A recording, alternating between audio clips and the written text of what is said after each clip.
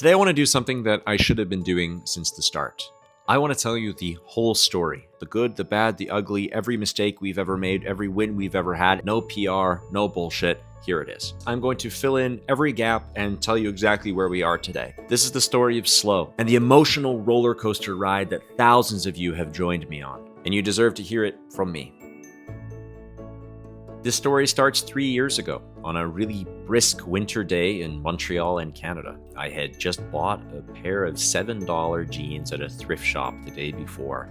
It was basically the tail end of COVID, so I wasn't allowed to try them on. I put them on and I'm walking to the metro station. So I put my hand in my pocket and there was about that much room.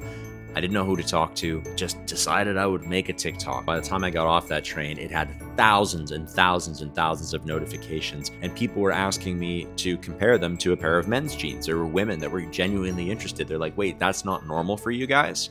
And so I made a follow-up video. I compared those women's jeans to my men's jeans, and I actually pulled out a full bottle of wine from my men's jeans pockets, and it exploded. It got millions of views. I gained tens of thousands of followers, and I went, oh wow, okay, this might be a thing.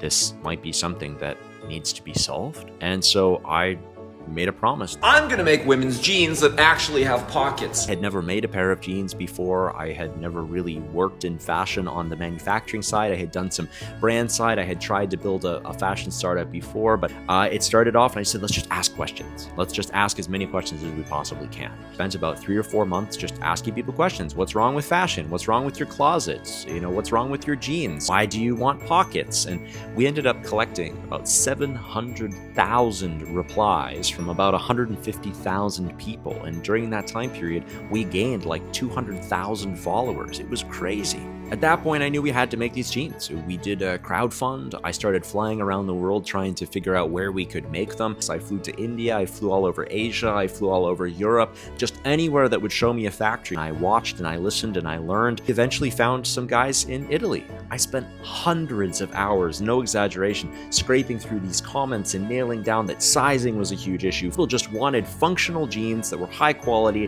that weren't made using slave labor, that had good pockets, and that sizing was the biggest problem in the world. We found these guys in Italy and they thought that they could do it. They were very confident. And so I told them everything and I said, all right, game on, let's do it. We moved to launch and oh my God, I wish I could go back and do things differently.